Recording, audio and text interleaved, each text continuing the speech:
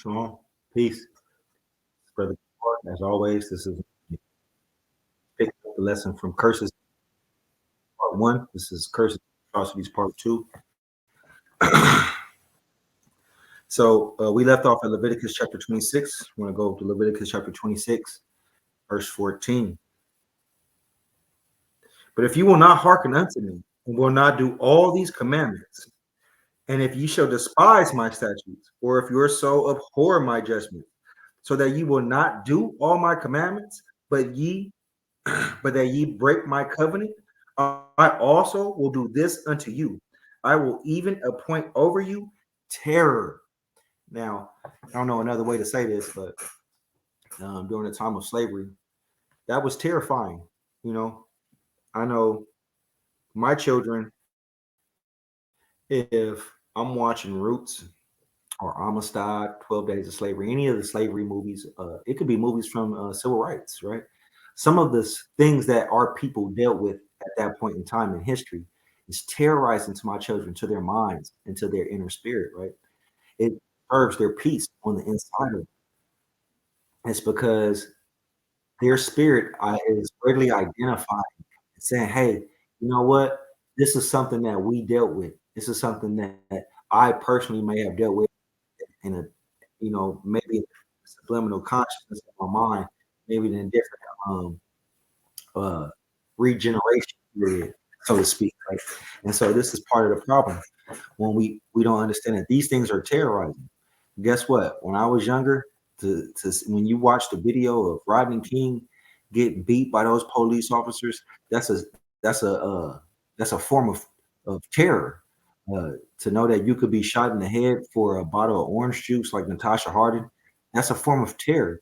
To know that walking through a neighborhood, with a hoodie on, like Trayvon Martin, and to have an adult press that young man and then try to physically, uh, uh, I don't know if assault would be the word, but that's the word I'm gonna use.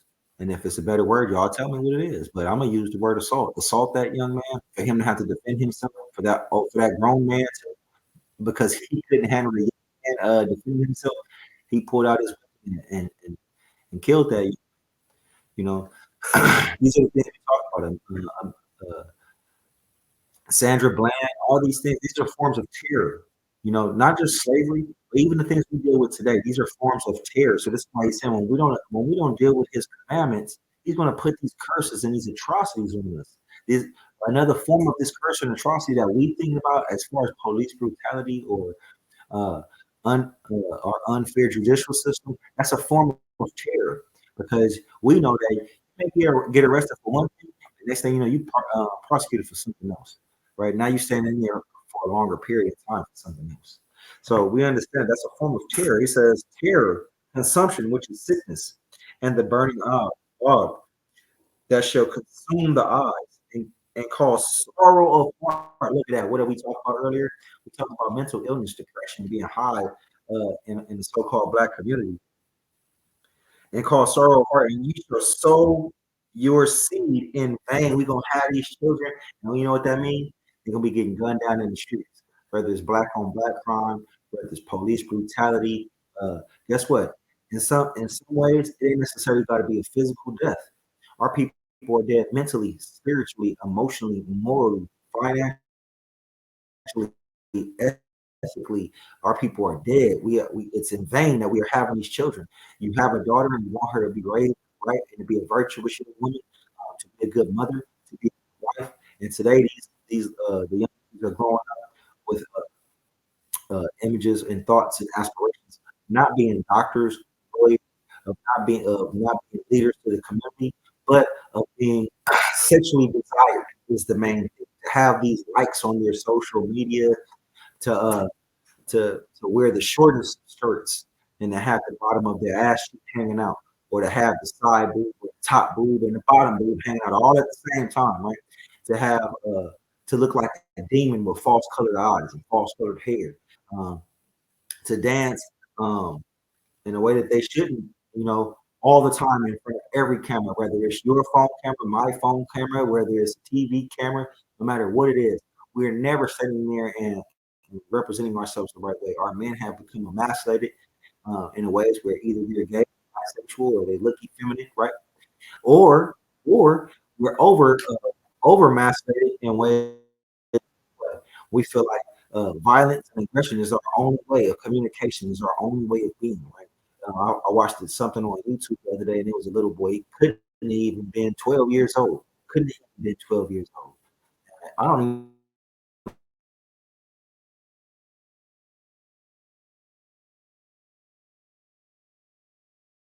even think the little boy was 10 years old, to be honest. But he's rapping. I'm trying to work with y'all as best as possible because I'm not spirit of internet mess up what the Most High got me doing right now. But this is what our young men are talking about: killing each other and putting poison in our communities.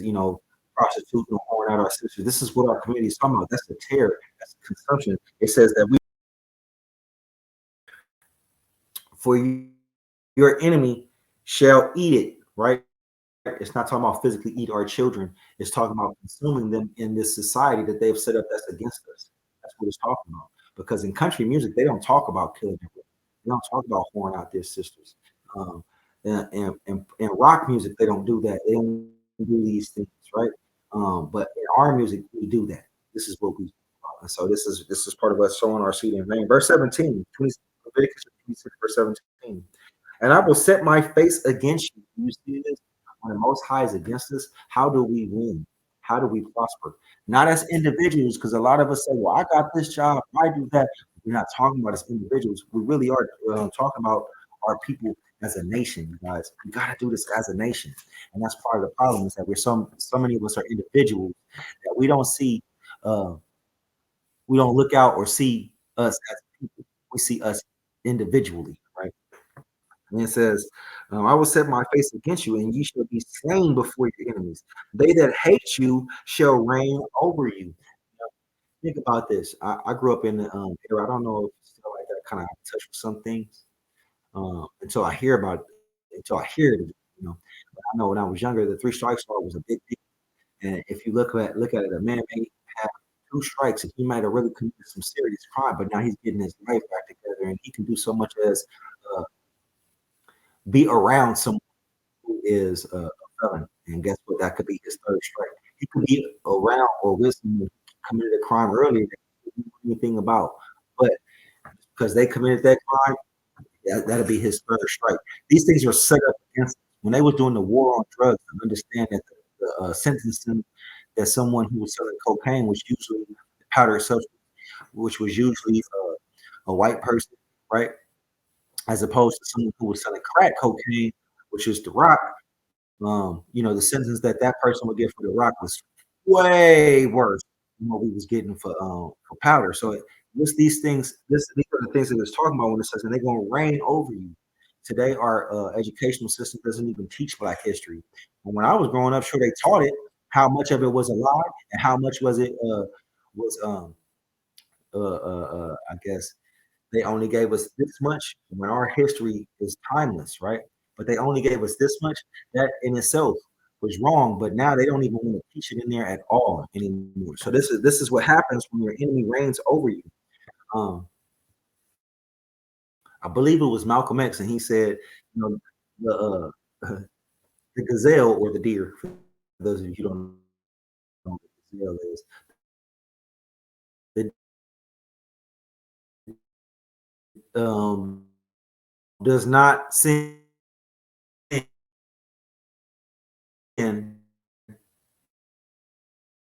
The gazelle or the deer.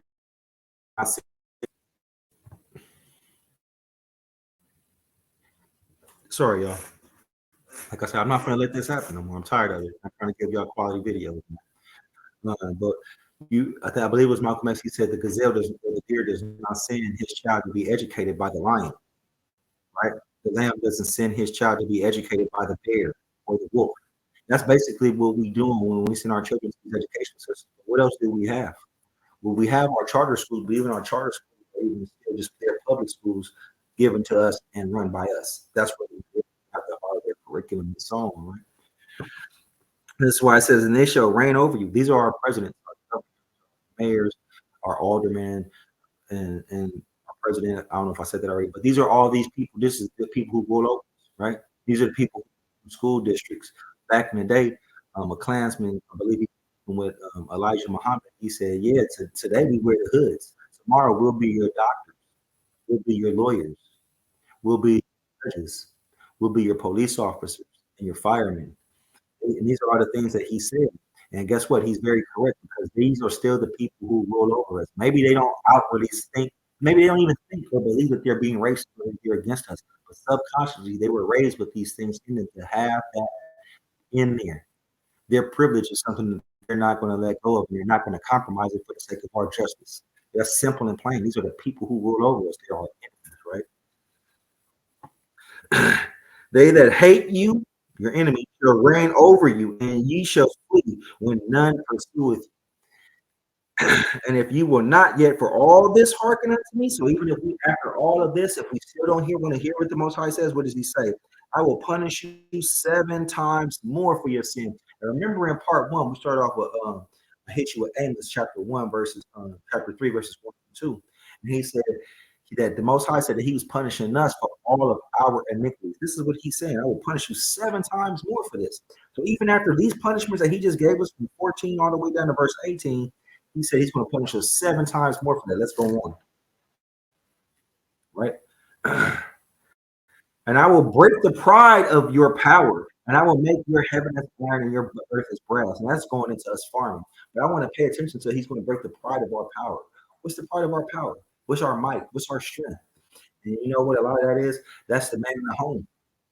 He's going to break us. He's going to break the man. He's going to make him unemployed. He's going to make you not strong in the eyes of your children, and he's going to make you not strong in the eyes of your woman. Well, how does He do that, man? Go back to the slavery days. And some people say, "Oh, the Willie Lynch letter, that's not even a book. It's not true." But things that were done, you can't. There's no denying that those things were there. That those things were implemented and used. Maybe not because Willie Lynch said to do it, but it was done, right? And what was something that he said to do? You said the biggest, strongest man. Who is that usually in every household? That's usually the father. You take the biggest, strongest man, and you beat him within an inch of his life in front of his white woman and children. Why? So that the woman feels like he can't protect himself, let alone protect me and these children. Not only that, then she then makes her son, the young man child, to be weak and docile and submissive to the slave master, which is today is our police officers, our systems, our judicial system. In some cases, even when we go to work, that's your boss, your supervisor, right? Who doesn't quite have that. He doesn't have the complexion for protection, as has been said before. And so, what do? You shuck and jive and you smile and you joke with him and some of the stuff that he says, whether it's kind of racist or it's all the way racist or it's offensive, you don't even hear it. You smile at it and you think it's a joke. And he's talking to you. He's talking about you in front of you to your face. But you ain't gonna say anything to him. But as soon as your brother offends you in a way that you should overlook it, you go to war. That part does. So she makes the slave owner makes her son be docile and submissive to the slave owner, but he can be aggressive to the other slave. And then what does he do? She makes her daughter, the slave woman makes her daughter be strong. Why? Because she then has to understand that no slave man can protect himself, so let alone her and the children. Man, it's all in there. Y'all go look up the Willie Lynch letter, and whether you believe it's a true thing or actually written and instructed, then fine. If you don't believe it, then fine. But there's no way you can deny that the practices that are in there were not implemented on us as a people. And that's what it's talking about. He says, "I will break your pride." Verse 20, and your strength shall be spent in vain. How? For your land shall not yield increase, neither shall the trees of the land yield their fruit. And so us working hard. We're gonna work hard and we're not gonna get nothing from it. The tree, and it says the land shall not yield its increase. Going back up, it says in verse 19, when it says, "I will make your heaven as iron and your earth as brass." It's talking about us working. We're not gonna get what we deserve for the work we do. Maybe you work at a job, you make 23, 25, maybe you make $30 an hour. Guess what? You probably should be making $45 an hour. For some of us who work jobs and some of us work and we get paid 10 or $15 an hour, guess what? You probably supposed to be getting paid $30 an hour. We're never going to get what we really deserve. You're going to work hard. You're going to work hard. You're going to get that degree. And you're going to be a good employee. You're going to eat all the crap that they want you to eat.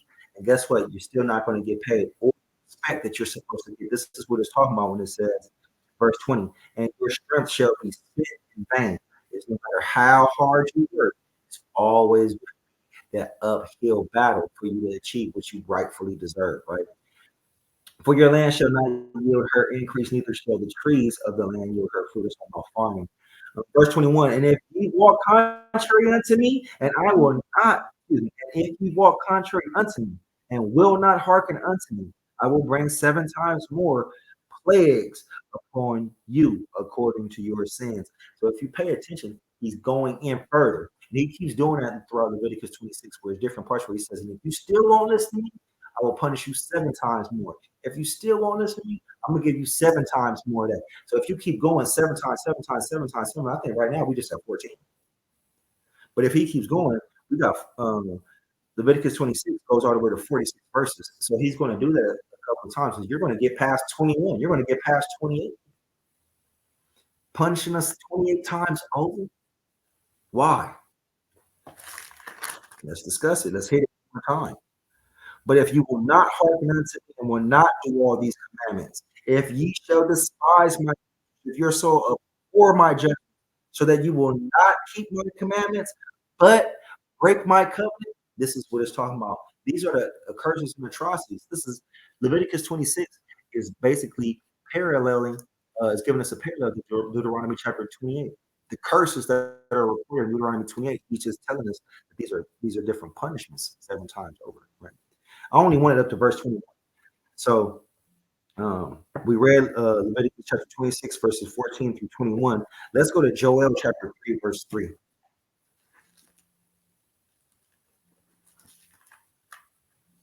Let's go to the book of Joel chapter 3, verse 3.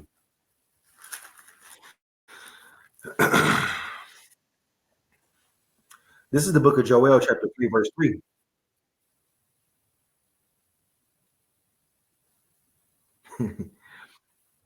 Let's start at verse 1, you guys. Joel chapter 3, verse 1. For behold, in those days, right, so in a particular point in time, what's going to happen? And in that time, when I shall bring again the captivity of Judah and Jerusalem. So he's talking about when he brings the children of Israel into a captivity, into slavery, into oppression. For those of you who don't know what captivity is, or who don't all the way can't parallel that, see the word captivity, it means slavery or oppression, and or oppression, not one or the other. You can put them both together if you like. So, verse 2, I will also gather all nations and bring them down into the valley of Jehoshaphat, and will plead with them there for my people. So, in the end time, during a certain period of oppression, guys, I don't know if you know this, but it's referring to the latter days right here. Okay. Verse 3, Joel chapter 3, verse 1 on the top. In those days, so it's later on, for in that time, when I shall bring again the captivity of Judah and Jerusalem, so when they're being oppressed, right? We are being oppressed right now, no matter how good your job is, no matter where you live, us as a nation of people, we're still being oppressed. I will also gather all the nations and all the people, the whites, the Arabs, the Asians, so on and so forth, and bring them down into the valley of Jehoshaphat and will plead with them there. He's going to try to talk to them for my people and for my heritage. So for those of you Christians, Jehovah's Witness, Baptist Christians, Catholic Christians, you Muslims, Nation of Islam Muslims, Orthodox Muslims, you Hindus, you Buddhists, atheists, all of y'all, he's going to come and talk to you. And please understand that he's going to talk to you. He's going to plead with you for his people, God's heritage, Israel. So this is not a religion. You have to be an Israelite to be part of that, right? Whom they have scattered among the nations and parted my land. So we already spoke about the land of Israel. Who's parted? Man, the Palestinians, the Israelis, the French, the Germans, the this, the Polacks, the those. And man, listen, y'all ain't supposed to be in here. That's supposed to be our land. It said, verse 3, look what they have done. This was the result. Remember when we read 6? Let's go back so I make sure I'm quoting it right. But I believe it's 26 and 15. Leviticus chapter 26, verse 15. No, excuse me, verse 17. I will set my face against you, and ye shall be slain before your enemies, and they that hate you shall reign over you. Right? So who are these people that reigned over us? He says it. He gives us some of those people right here. And Joel chapter 3, verse 3. And they have cast lots for my people. This is what they did when they sold us, you guys. They cast lots for us. What's lots? Man, it's like an auction block, simple and plain. It's an auction block. This is why you can see us being sold all the time in different things, and it always looks the same, right? Uh, and part of the problem with that, we don't see it because we don't have the eyes to see it. We don't want to see it. We're afraid to see that. We're afraid to see these.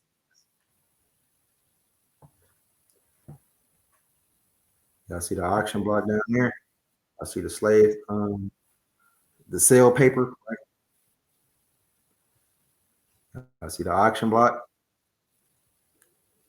This is what this is. Chapter 3, verse 3. He says, and they have cast lots. Lost. They're selling for my people when they sold us, right? Israel's God's people. And have given a boy for harlot. Sell us barrels of rum. They would trade us for wine, which is alcohol, right? That they might drink. Verse 4. Yea, that they, yea, and what have ye to do with me, O Tyre and Zidon, and all the coast of Palestine? So these are the different Arab nations, right? Matter of fact, let me go back to verse 3. I didn't read it all the way through. And they shall cast lots for my people and have given a boy for a harlot. Now, why is it saying that? Because you might have sold a boy and make him have sex with all the slave girls on the plantation so you can breed. In some cases, the slave master did something called buck breaking, where he would rape the men or the boys. Right? That's hard. This is what look at what it's going into. Either he's whoring out the boy and the girls, make more slave children, or he's using that male as his own sex toy, which is in a sense that's his own harlot, right? Then, excuse me, I read it wrong, and sold a girl for wine. They did trade us for barrels of wine or barrels of rum, so on and so forth, that they might drink. Verse 4. Yea, and what have ye to do with me, O Tyre? This is an African nation of people. In Zidon, another African nation of people, and all the coast of Palestine. Um, if you go back and you're dealing with the Palestinians, if you pay attention to them, those are your so-called Jewish people today, right? Or those are some Arab people today. But either way it goes, these are some people that we talked about. If you go back to Psalm 83 and you read on, um, you'll see where the nation he's talking about that are going against us. And these are some of those nations, Tyre and Zidon and Palestine. He says, will you render me recompense? And if you recompense me, swiftly and speedily will I return your recompense upon your head. So he's saying, will you pay me back? Can you pay me back? And if you do, I got something for you. That's what the most hard thing. Read on. Because ye have taken my silver and my gold. He's talking about us. We're the most high's special treasure. Okay, this is what scripture tells us, that we're the most high's peculiar treasure. So it shouldn't be anything uh, other thing. Let's get that peculiar treasure. Exodus 19 and 5. Now therefore, if you will obey my voice indeed and keep my covenant, then ye shall be a peculiar treasure unto me above all people, for the earth is mine. That is Exodus 19 and 5. So when he's talking about his silver and his gold, he's talking about us, his nation, the nation of Israel. We're his peculiar treasure, and have carried into your temples my goodly pleasant things. The children also of Judah and the children of Jerusalem have ye sold unto the Grecians. The Grecians are the Greeks.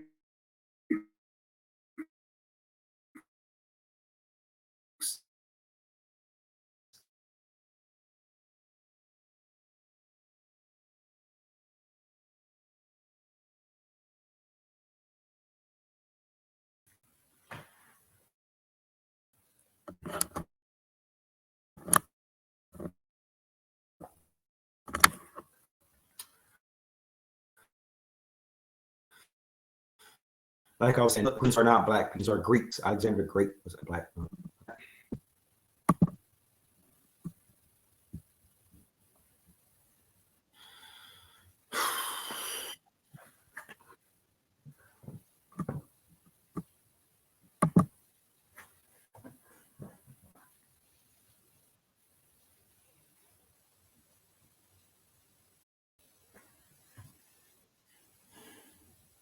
Now, as I was saying, Greeks are not black people. Greeks are white folks. They're Alexander the Great was a white man. So he's from Greece. That's why they call it the Grecians. Right? That's why he says, "You have sold them, the children of Judah and the children of Jerusalem. You sold unto the Grecians, that you might remove them far from their borders." And they did just that, selling us into uh, here in America, North, South, Central America, all the way to the far, far east. So everything in between. That's why I say you so-called black people scattered to the four corners of the earth because of the transatlantic and Arab slave trade. You are the children of Israel. You are God's children. You're the chosen people that God speaks about in His Bible, according to the Bible. Right. Let's move on. Let's go to Deuteronomy chapter 28. We're gonna hit 48 real quick, y'all. Deuteronomy 28, 48. We've already read it. It's the point I'm trying to drive home here. Okay. Deuteronomy chapter 28 and verse 48 says what? And there shalt thou serve thine enemies, which the Lord shall send against thee in hunger and in thirst and in nakedness and in want of all things. And he shall put a yoke of iron upon thy neck until he have destroyed thee. I showed you guys what a picture of a yoke of iron looks like. Um, and this is why he's saying, and there you should in all the places that we've been scattered to. North, South, Central America, different parts of different countries in Africa, different countries in Asia, different countries in the so-called Middle East. You so-called Afro-Palestinians, Afro-Latinos, Afro-Iraqis, Afro-Iranians. You see these over there in India, Afro-Chinese, all of y'all, man. If you were scattered to the four corners of the earth because of the transatlantic and Arab slave trade, this is what it's talking about when it says, "Therefore shalt thou serve thine enemies," the people who took us and brought us to those lands. Right? We know that we don't belong to that land. We might have been here for hundreds and hundreds and hundreds of years, but we know that we come from somewhere else. History tells us that. Their history tells us that. World history tells us that, right? But the scripture tells us that where we come from. When we know what's up, we know about how we're treated. He says, "In there shalt thou serve thine enemies in the land of in their land we're going to serve them, which the Lord shall send against thee in hunger and in thirst and in nakedness and in want of all things, and they shall put a yoke of iron upon thee, upon thy neck until they have destroyed thee." There, this is where we do that at. Go back up. Let's go to verse 45 again. Now, I know I read this earlier, but I need you guys to understand. I'm trying to drive the point home. He says, "Moreover, all these curses shall come upon thee." So all these curses, all these atrocities, they're going to come upon us. Why will they come upon us? Because we didn't hearken to the voice of the Lord. Let's see what the scripture says. "Moreover, all these curses will come upon thee and pursue thee and overtake thee, that thou be destroyed." Why? Because thou hearken not unto the voice of the Lord thy God to keep his commandments. That's the key thing. Yeah, we can hear that word, but we got to keep those commandments. That's when we keep the commandment, that's us keeping the covenant. When we keep the covenant, the Most High is going to keep his part in, which is providing for us and protecting us. That's how that works. And that's how we put on top as the nation that we're supposed to be. All right. We read 40, let's read 45. "They shall be upon thee for a sign and for a wonder, and upon thy seed forever." Man, let's understand what it is. When you see a sign, guys, when you see that and you're on the freeway and you're driving home and you're looking for something to eat, and you see that McDonald's sign, you know what it is. It's food there. Maybe not the best food, but you know it's food. You understand that when you see that gas pump sign, gas station nearby. We understand this. There's no confusion at all about it. So this is what it says. It's going to be a sign. So what is it a sign? That these curses and these atrocities are happening to us because we didn't hearken to the voice of the Lord our God, as we read in verse 45, right? He said, "There'll be a sign and for a wonder." So it'll be for when it's a sign For when we wonder why these things are happening to us, you got to understand sometimes the Bible English kind of, I see how it can throw us off. But if we take the time and effort to read it, it'll make complete sense to us, right? This is why he says, they shall be upon for a sign and a wonder. So there'll be a point for a sign for when you wonder, and upon thy seed forever. So even your children will deal with this. Remember, we read earlier in the scripture, I believe it was Jeremiah, where he said that, where he was saying that the father and the son and the neighbor and the friend will all have these stumbling blocks put in front of them. This is what it's referring to. Okay. Verse 47, you get that too. Because thou serve not the Lord thy God with joyfulness and with gladness of heart for the abundance of all things. So when it says for the abundance of all things, let's make it plain that the Most High provided for us. He did his part. And if you don't believe me, all you got to do is read read Joshua and read some of Kings, the first couple of chapters of Kings, first few chapters of Kings, where he deals with Saul and David. And you'll see where the Most High was blessing us. He protected us. He provided for us. We did good for the time. Thing was, I don't even think that was a whole 100 years, right? Maybe with Solomon and added into it, it might have been 100 plus years. But what kind of nation only does like is only known for 100 something years? No, we're the greatest nation of people on this earth. No one better. But we ruined it because we didn't want to do what our power was leading us to do. It's our power. That's what the word God only means power or strength, right? So when you say the word God, you're saying power. So that's why we don't always use the word God when we refer to the Most High's name. The Most High's name is Yahweh. Maybe some of y'all say Yahuwah. Maybe some of y'all say Yahweh. That's not an argument I care to have. Y'all, you amongst each other with that. But y'all, we all understand that Yah is power. And so this is part of our problem is that we didn't serve him with gladness of heart for the abundance of all, for all the protection and all the provisions that he gave us and all the directions that he gave us. We weren't happy with that. This is why I was saying when we read and he said other things. And of course, I'm gonna unpack another scripture, Deuteronomy 28, and we're gonna read verse 68. And I know we read it, but I gotta know it. This is Deuteronomy chapter 28, verse 68. And the Lord shall bring thee into Egypt again with ships. As I said earlier, Egypt doesn't necessarily mean the land of Egypt. It also, so when you read in the Bible, you'll find that some things have prophetic names. Egypt is a prophetic name for slavery and or bondage. Right? Let's get that. Let's go to Exodus chapter 20, verse 2. Got all these Bibles up here that sometimes I don't know if I can be using because some I use so I can go to the New Testament, some I use so I whatever scripture off my head with, others when I use for the lesson and I'm already dealing with. So I'll be patient with Brother Gabor. I'm still getting used to it all. Exodus chapter 20, verse 2. I am the Lord thy God, which hath brought thee out of the land of Egypt, out of the house of bondage. So simple and plain. Egypt represents bondage.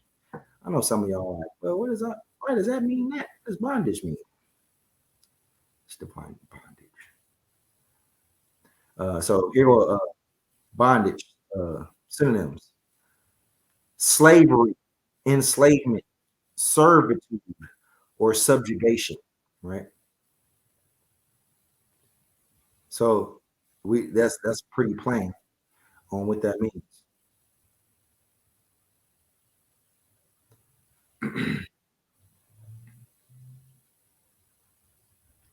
The definition: bondage, a state of being bound or tied up, usually by compulsion as a law, such as slavery or chattel slavery, servitude or subjugation to a controlling person or force.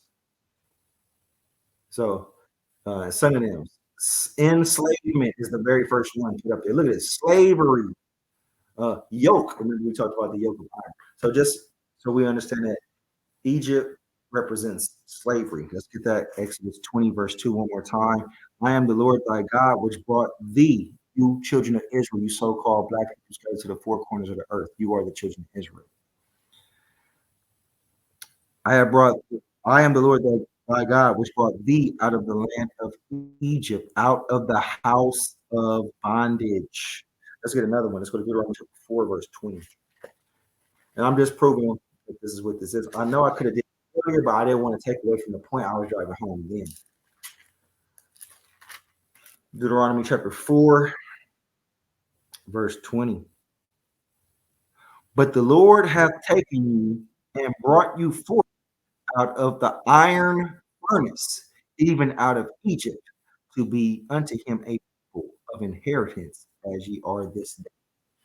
So that's plain upon tables, you guys. It's not talking about the physical, actual physical land, Egypt. When you read that, it's talking about us going into slavery. So when we read that, and the Lord shall bring thee into Egypt, slavery again with ships. So he's saying, I'm going to take you into slavery with ships. Who did that happen to? There should be no confusion, no misunderstanding about who this is referring to. Um, let's see. This is what it's talking about right here, you guys. And we all know that there's no secret to it. There's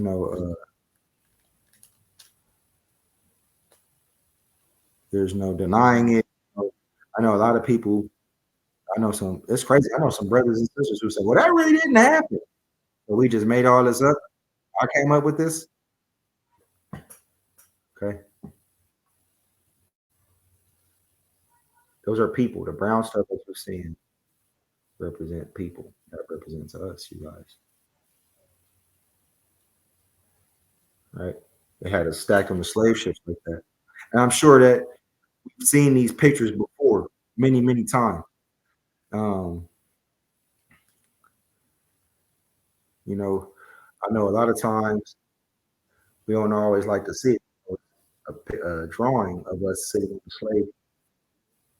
I know we don't always like to acknowledge it or hear it or just that picture, I guess, in color, right? Um, and some people feel uncomfortable with the idea of it. Well, if you feel uncomfortable with the idea of it, just imagine how our people felt coming over here on it. They have the slave ship Clotilda. You can look that up. Uh, the famous slave ship Brooks had a capacity of 454 people. Right, the Aurora slave ship, the first French slave ship that brought the first slaves to Louisiana, La Amistad. Y'all all seen that movie. Right? And so this is not something that I've made up. I can't even pronounce this one. Seraphique Marie. Um, and these are the actual slave ships that we're talking about. I didn't come up with this stuff. Right? It even be confused when we bring this up. So when we say, he says in Deuteronomy chapter 20, verse 68, and the Lord shall bring you into Egypt, slavery, again with ships. This is what it's talking about. This is part of our terror. Man, all you got to do is just go watch any of these movies. And I'm not saying you got to watch the whole movie, but just watch the movie in which and where they're on the slave ship. Go watch Amistad when he's on the slave ship. Go watch Roots when he's on the slave ship. And that's a very small part of these movies. And you'll see that that was a terror in itself. Selling from the land of Africa all the way to America across troubled seas. Or maybe not even America, maybe to the Caribbean islands across troubled seas for the period of time. No restroom, no shower, no proper food, no sun, hardly any sunshine, hardly any fresh air. You know, women on their period or having children, men having to use the restroom, people having what is it called, seasickness and other illnesses while on the ship. Where were you going to use the restroom? Where were you going to throw up at? They treated us like animals. You have a you put the animal on the boat, clean it out when you get a chance to, and then you let it go back and finish doing it again. You're not worried about his well-being and his fitness and so forth. And so that's how they treat it, right? That's why it says and the Lord shall bring thee into Egypt, slavery, again with ships. What do you think that means? There's no way around it. That is a terror in itself, guys. By the way, where I spake unto thee. So he's saying the same. This, you hear what I'm reading right now? This is what he's talking about. Think about what I read in Joel chapter 3, verse 3. That was something that was happening during the time of during the slave trade, when they sold a boy for a harlot and traded a girl for of rum or wine. That was during the slave trade that Joel chapter 3, verse 3 is referring to. So this is what's happening to us because of our disobedience, because of us not wanting to hear the Most High's commandment, not keeping His commandments. So all these curses and all these atrocities have come upon us, and they've overtaken us, as we read in Deuteronomy chapter 28. Verse 15. Let's get it one more time, you guys. Deuteronomy chapter 28, verse 15. But it shall come to pass, meaning it's going to happen, if thou will not hearken or hear, if thou will not hearken to the voice of the Lord thy God, to observe and do all his commandments and his statutes, which I command thee this day, that all these curses shall come upon thee and overtake thee. Right? We just read where the Most High said that Egypt represents the house of bondage and the iron furnace, which means slavery. Right? Let's get Ezekiel 37. Ezekiel 37.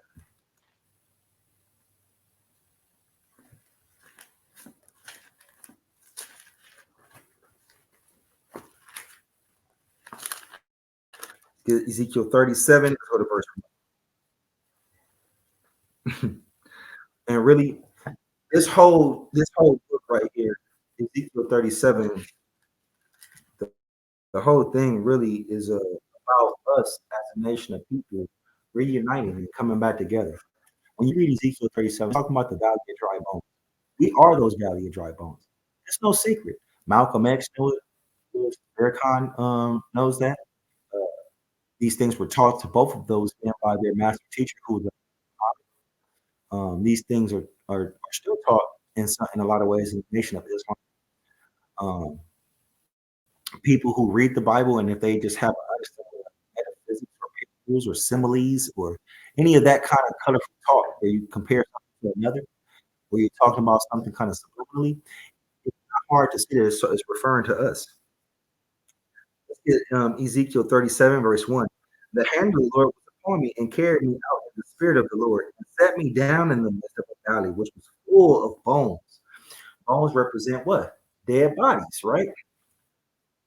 And caused me to pass by them round about. And behold, there was very many in the open valley. And lo, they were very dry. I mean, they had no water. They crisis water, right? And he said unto me, Son of man, can these bones live? And I answered, Oh Lord God, thou knowest. So he said, Man, I don't know. Only you can make that happen. This is what Ezekiel was telling the Father. So then what does he tell him? He said, Only thou knowest. Again, he said unto me, Prophesy upon these bones. So when you see brothers out there on the street corner, if they fingers and that bullhorn or that microphone or that loud voice, don't be intimidated. Don't be afraid. Understand that they're just doing what they were told to do. We were told to prophesy unto you out there. You so-called black people scattered to the four corners of the earth because of the transatlantic and Arab slave trade. We're the children of Israel. The Most High is telling us, those of us who know, to prophesy unto you, to cry out unto you, to tell you, to beckon you, come back to the Most High in His ways. So let's keep going. He says again, he said unto me, Prophesy upon these bones, and say unto them, O ye dry bones, hear the word of the Lord. That's what we're supposed to be doing. That's what we're trying to do when we tell y'all to come back to the Most High's commandments. Just hear the word of the Lord. Come back to His commandment. Keep these Sabbaths, right? Thus saith the Lord God unto these bones, Behold, I will cause breath to enter unto you, and ye shall live. Right? And this is it's simple and plain. The Most High gave us breath. What is the breath? Breath of life is the scriptures, man. And that's and that way we don't have to wonder what it is.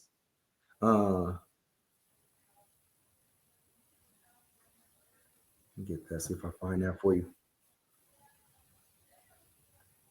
Genesis chapter 2, verse 7. It says, And the Lord God formed man of the dust of the ground and breathed into his nostrils the breath of life, and man became a living soul. So he breathed this breath in us, right? Let me see. I think I got something else for y'all to show you that too.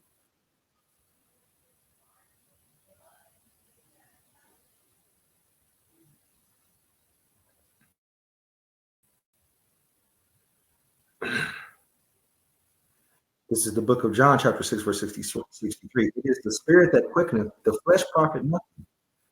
The words that I speak unto you, they are spirit and they are life. So when he put this life in us, he put this breath in us. It's these words he put into us. It's statutes and commandments. They give life, right?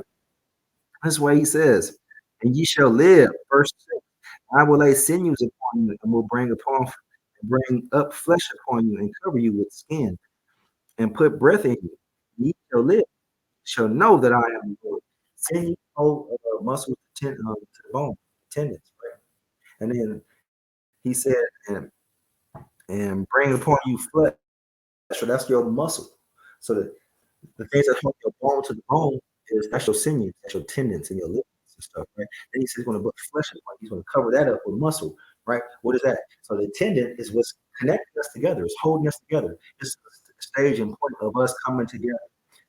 And he says, giving us muscle. What is muscle? Provide ability to support emotion, right? This is going to be this other stage of us coming together and going forward.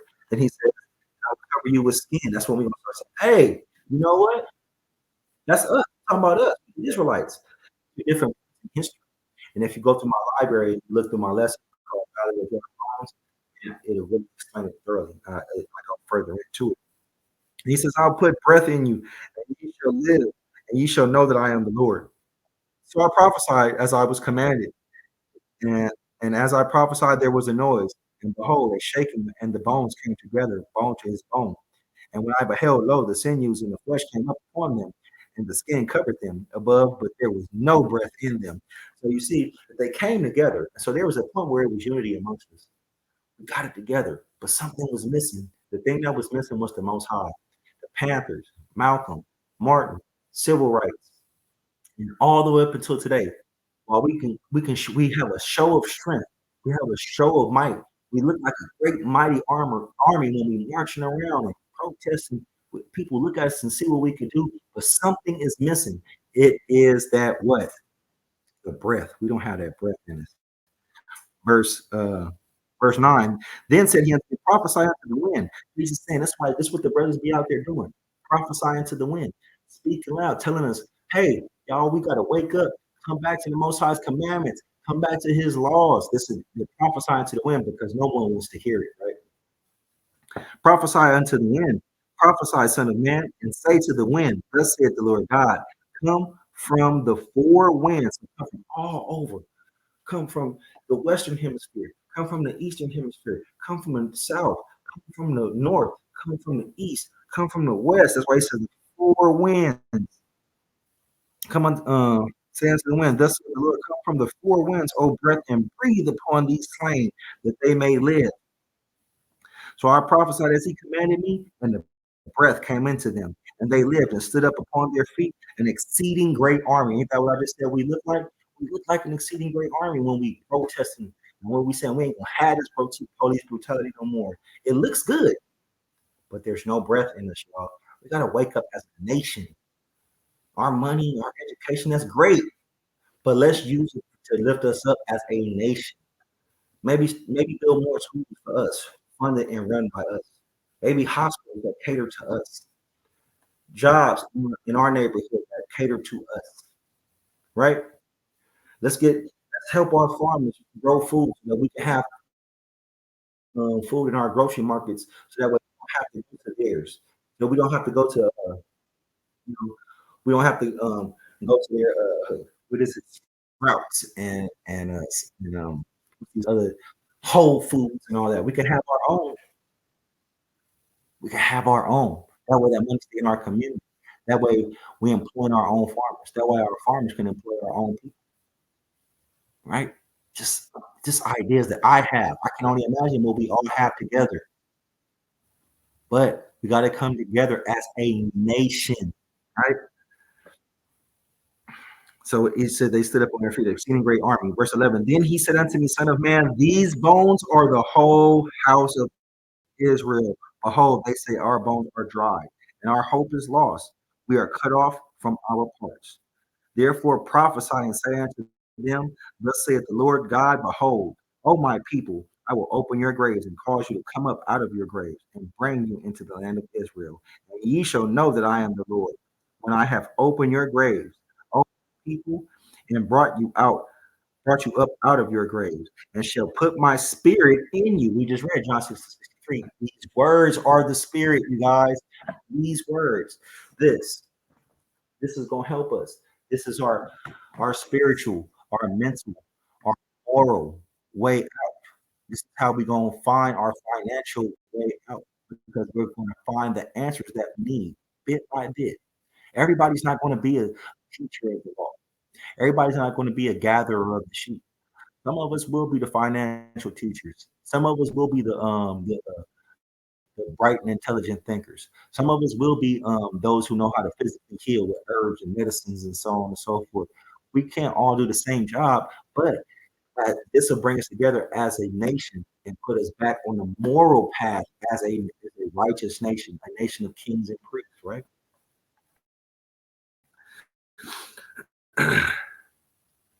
Verse 14, and ye shall put my spirit in you, and ye shall live, and I shall place you in your own land. Then shall you know that I am the Lord, that I, the Lord, have spoken it and performed it, saith the Lord. So we have to know that. We have to come back to the most high for that. It shouldn't be no thoughts, no wonders, or no excuses. If you stay in the same chapter and you read the verses 15 through 28, you see the same thing. He's referring to us as two different sticks, but it's the same thing, guys. Sorry for the sunshine being right there like that. Let me try to turn it a little bit. But this is what this lesson about. We're under these curses and atrocities. And the Most High is saying if we come back to his ways, he'll lift us up out of our grave. He'll make us not be dry bones, but to be an exceeding great army. Right? Let me get Hosea and I'm gonna close out. Because this was just part two. I just was finishing up part one, you guys. I hope that it did you well. Go to Hosea chapter 4, verse 6. Because we need to understand this is our problem. The Most High said, Hosea chapter 4, verse 6, my people are destroyed for lack of knowledge. We don't know our God. We don't know his way. We know religion. We know what our grandparents taught us about God, about Christ, about the Bible. We know what our pastors or our preachers or ministers have taught us. If we're in the Nation of Islam, we know whatever our leader is that mosque is. We know that, but we don't really know the scripture.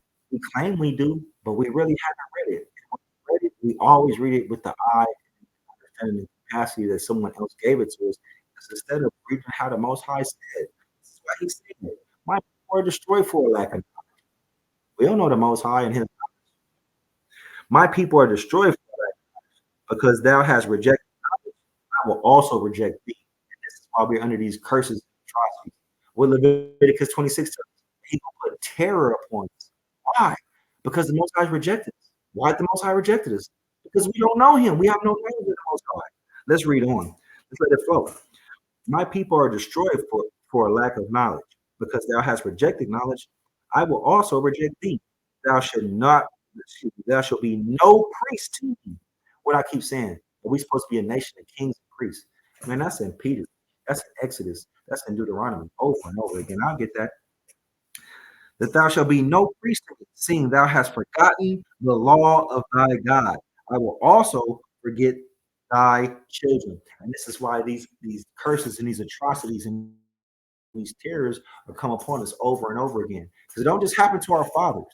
It didn't just happen to our grandfathers or our great grandfathers or them way in slavery days or them back in Bible days. It happens to us today. We're caught in that same cycle. It's just more colorful. It just has a different name.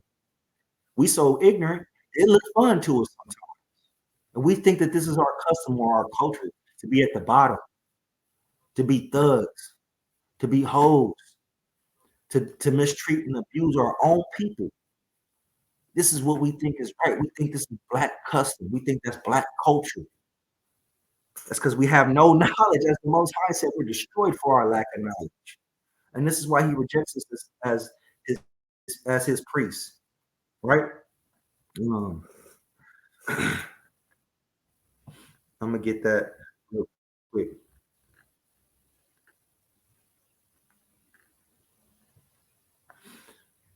Get that. That's Exodus 19, verse 6. And ye shall be unto me a kingdom of priests and a holy nation. These are the words. 1 second, y'all.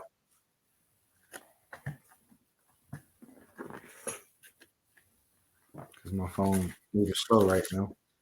Exodus 19, verse 6. And ye shall be unto me a kingdom of priests and a holy nation.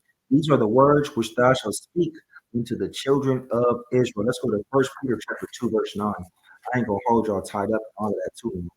But I know I'm gonna be over the mark. 1 Peter 2 and 9. This is the book of 1 Peter chapter 2, verse 9. Ye are a chosen generation. Now, I'm gonna say he called us the chosen generation because we need to be the ones to wake up now because time is running out. We don't have much time to wait. Brothers is all over the place. You see more and more camps, congregations, churches, even individual lights, people waking up every day, so-called black people waking up, claiming our true heritage, claiming our nationality and our custom and our culture. We got to come back to this. This is why it says we are a chosen generation because we're the generation that's supposed to be doing it. Get on your job, people. He says, but ye are a chosen generation. What else are we? A royal priesthood, a holy nation, a peculiar people, and you show forth the praises of him who hath called you out of darkness into his marvelous light. Right? Let me hit you with it one more time. One more time. Just one more time.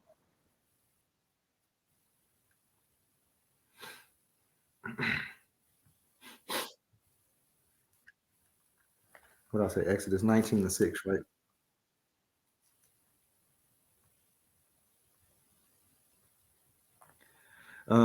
Let's go to Deuteronomy chapter 7, and I'm gonna read verse 6 through 9. For thou art a holy people unto the Lord thy God. The Lord thy God hath chosen thee to be a special people unto himself above all people that are upon the face of the earth, right? Simple and plain, man. You can't beat this stuff. You can't beat it.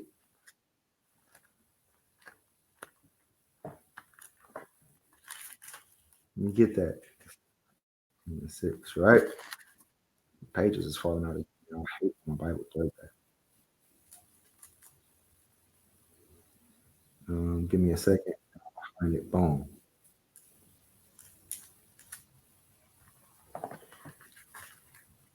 Let me get there. 33. What?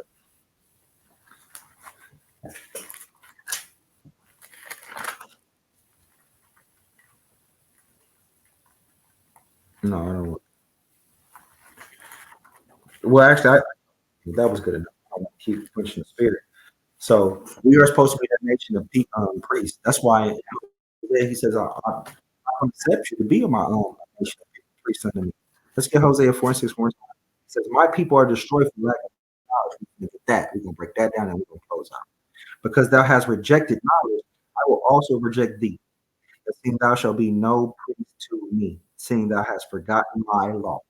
So this is why we're falling from that state of righteous, holy nation of kings and priests. We forgot the Most High's law. We don't have no knowledge of our God.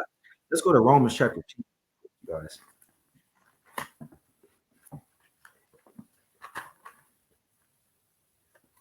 Romans chapter 10, verse 1. My brethren, my heart's desire and fear to God for Israel is that they might be saved.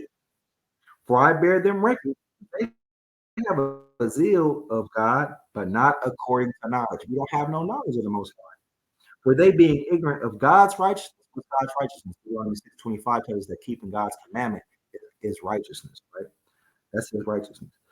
So we're being ignorant about righteousness. We're going about to establish our own righteousness. What's our own righteousness? What we think is good, what we think is right, what we think we should be doing.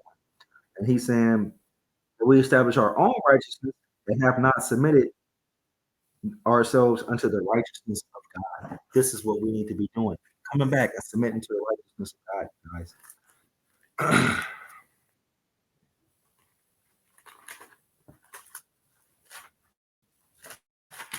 And let's wrap this up with this right here.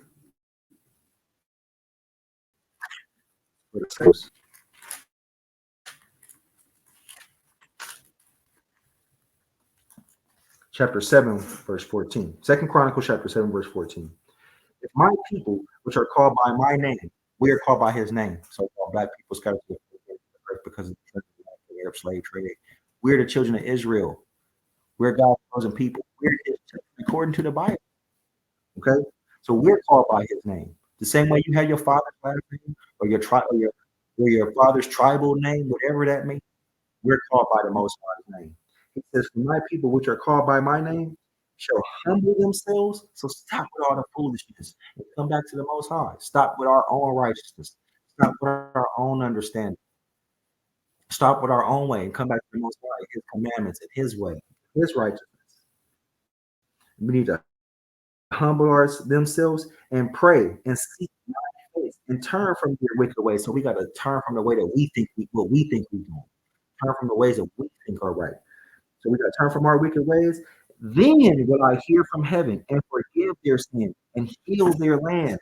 When he says forgive our sin and heal our land, he's saying he's going to take away these curses and atrocities from off of us and put us right back and put us back in our place and status as a nation of kings and priests, as the rulers of this world as we're supposed to, according and govern this world according to and in righteousness.